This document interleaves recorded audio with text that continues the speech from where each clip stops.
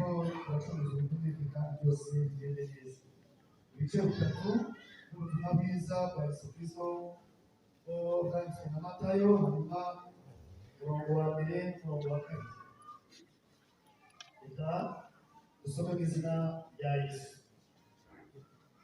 Matayo ibice bitatu umurongo wa mbere n'uwa kabiri handitse ngo icyo gihe Yohana umubatiza araza yigishiriza mu butayu bw'Yudaya ati mwihane kuko ubwami bwo mu ijuru buri hafi. Ibice bine umurongo wa cumi na karindwi. Bagusomye ni Yohana atangira ivugabutumwa, hanyuma reka dusome no kuri Yesu nanone kandi. Matayo ibice bine umurongo wa cumi na karindwi handitse ngo Yesu ahera ubwo atangira kwigisha avuga ati mwihane kuko ubwami bwo mu ijuru buri hafi. Dusoreze kuri Mariko ibice byaho 16 umurongo wa 15 n'umurongo wa 16. Mariko ibice 15 n'umurongo wa 16 umurongo wa 15 n'umurongo wa 10. Abandi bantu bandi baturutse ku yandi matorero hirya no hino mwese mwaguruke abashyitsi mwaguruke tubakire namwe abashyitsi bandi baturutse ku yandi matorero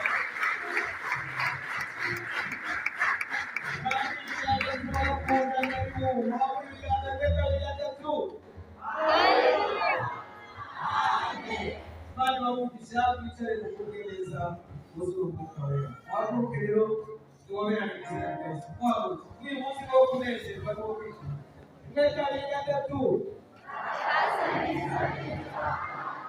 bari bamufisha aberane twabishimiye ariko bakunda tuwaberane wifuriza imigisha y'Imana aho y'Imana n'amahagarara ganira foto resura ya Samuel igira inyuma gato igira inyuma rutera Rivanse nta muntu bari ari Rivanse n'ibirenge tubishyireho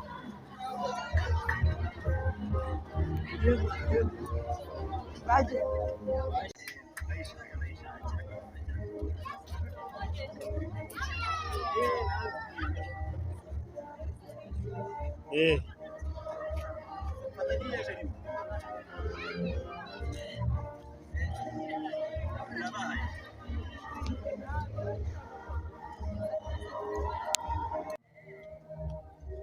murebe se mu